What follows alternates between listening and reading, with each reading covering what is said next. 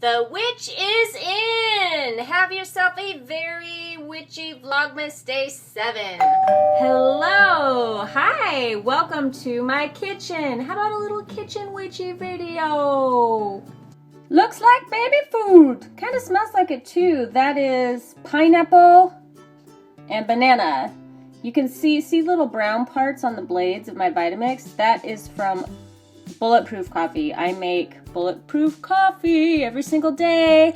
I'm gonna be starting a new channel just for sad to sexy videos. I will make a special video telling you about that when I do it. But when I do, I will show you how to make my style of bulletproof coffee using mushroom coffee and a bunch of very specific fun ingredients. It's my big luxury in life. It's kind of the highlight of my day, sad to say. I thoroughly enjoy sitting on the couch, checking out the news, checking out what you all are up to while I drink my bulletproof coffee. But for now, baby food. And if you follow me on Instagram, you know that I make a lot of chia pudding and acai bowls, and my food is super healthy and super delicious, but it often just looks like a bowl of mush.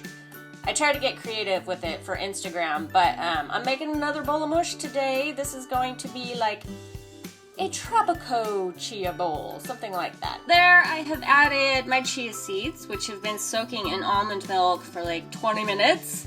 You have to stir them, by the way. Stir them once after you pour the milk in, whatever kind of milk you use. Let them sit for a while, and then before you use them for whatever you're going to use them, stir them up again, or you'll have like goopy, gooey, gluey gobs of chia. And then I put a cutie in there for sweetness and juiciness.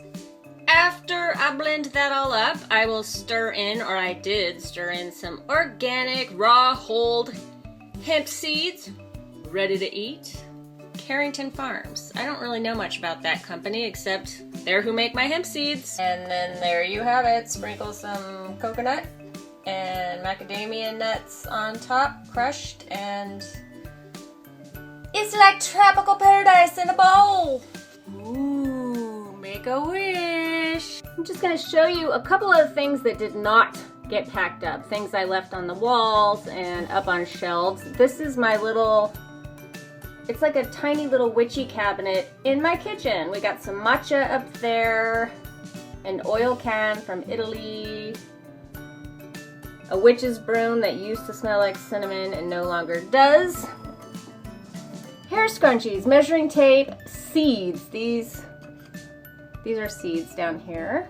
And then mainly this is where I keep the tinctures I actually use on a daily basis and the essential oils. So what do we have? We got some frankincense, some lemon, some lavender, some grapefruit. I love this company, Earthwise Organics. It's on Etsy. It's all handmade by an awesome woman. I get her ginseng and mugwort. There are my very expensive Living Libations oil, more frankincense and lavender. Behind there is a tea, some more seeds in that little tin at the top, and then black magic tea, which is a very strong tea actually. And then this tower here, we have the superfoods. This is cool. This is Four Sigma Foods makes the mushroom coffee that I buy, and I just decided to try this princess blend. A little goes a long way, which is why the package is so small. Got my coconut flakes. This is the motherlode, this big drawer. Tons and tons of Navitas. Same here, so much Navitas. Whoops, don't look at that, that's not Navitas.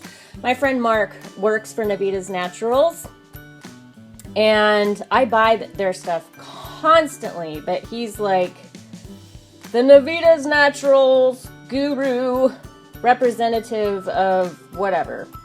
I think everywhere from Texas to Colorado, all the way up to Seattle, all over the place.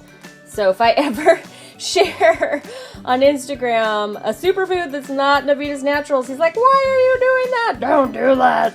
That it is a really good company. I love it, and obviously I use the crap out of it, but I love having this stuff because then when there's no food in the joint, where it seems like there's no food in the joint, I can just take some fruit and some chia and some superfoods and make something. Back there are all of my mountain rose herbs. My mountain rose herbs, and there's some St. John's wort. A ton of St. John's wort, more than anybody will ever need in their entire life.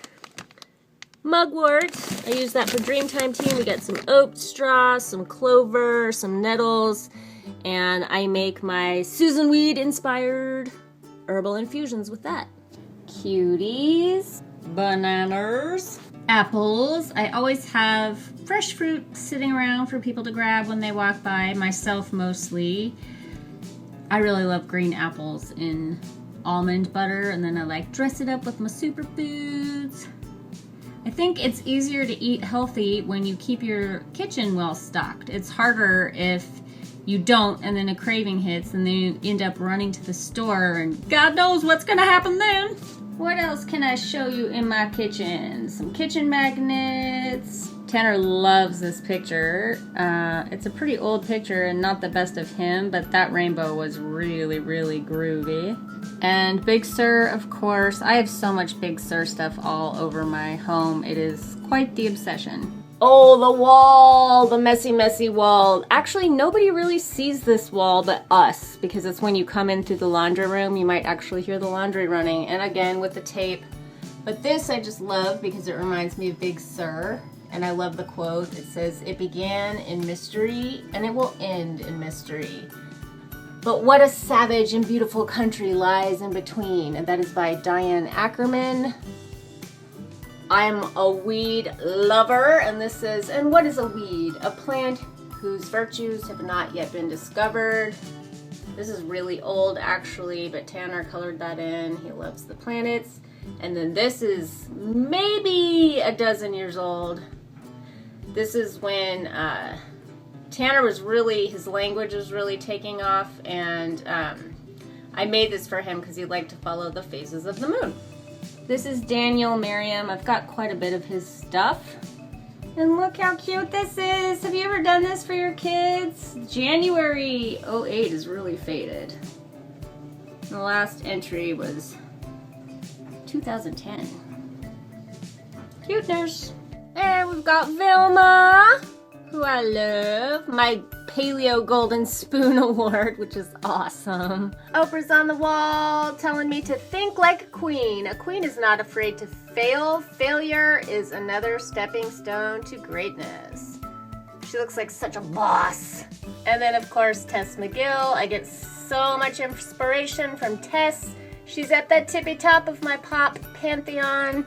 Soapstone Ganesh has been holding my Pisces necklace lately. I move this stuff around all the time, actually. Little curios, lucky die, a tarantula, a beetle, Stonehenge, a fairy from Rochelle, Tanner sunglasses.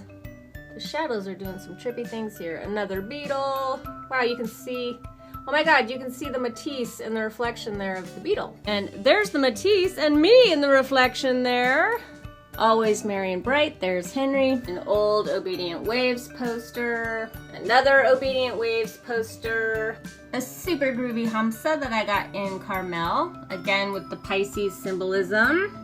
And then this is the deck I keep in my kitchen. Sometimes when I'm cooking, especially if I'm just like waiting around for something, like, I don't know, waiting for water to boil.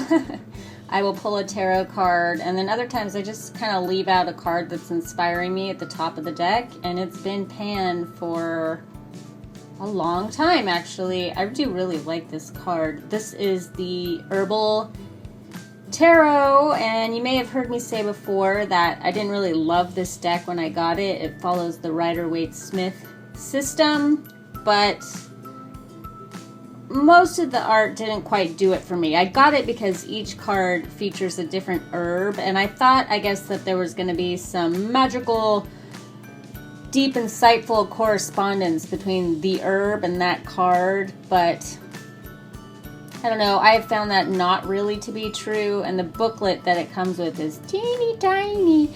But this was at the very, very beginning of my tarot journey, so I think I was really just looking for something to click and connect to. So this one is in the kitchen because I don't care if it gets splatters and splashes on it, and I am not precious with it, which is probably why I use it all the time now, funny enough. Pretty colors, pretty fall leaves. Tanner and I often do this walk, especially at the end of a long day. We walk to this church.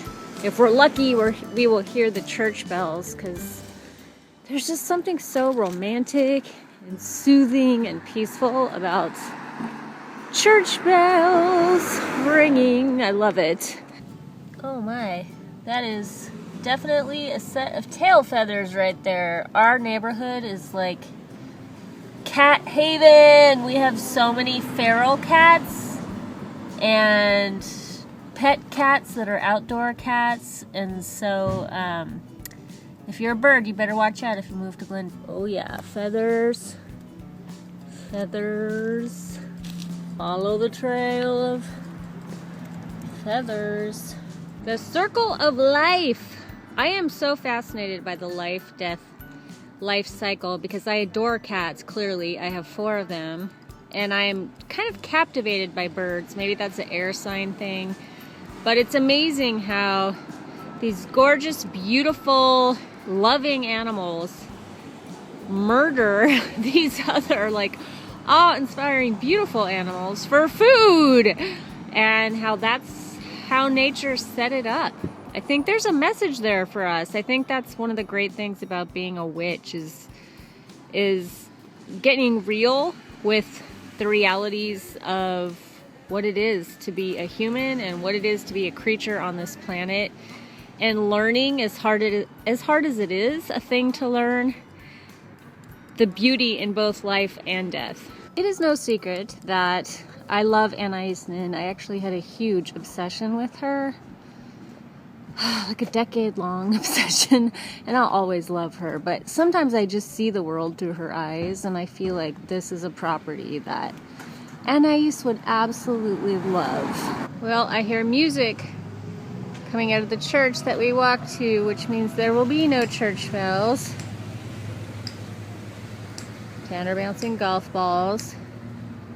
God's 10 commandments. I find this fascinating that people believe that God gave us these 10 rules that we must live by. I guess I'm not buying it. And yet, for as much as a blasphemous heathen as I am, I just love churches. I love them. I would love to go to Europe. My mom has spent so much time in Europe as a missionary, and when she was there, she would send us these albums of photos of whatever they were currently doing, and the architecture there just, it blows me away, and the churches, obviously, and especially. I think this is actually a rehearsal that we are hearing. I see musicians right there practicing. This totally brings back memories because that was my role in the church growing up. I performed, I sang lots of solos, and I was in lots of musicals and in lots of choruses, as was my mother, who I'm sure was originally the reason I got into all that. Tanner digs it. You like that music? Yeah. So that's it. The sun's setting on this day. The chemtrails and the clouds are pink and purple. Have yourself a very witchy Vlogmas, and we will see you tomorrow. Much love. Can't do it because I got feathers in my hand and a phone case. Peace.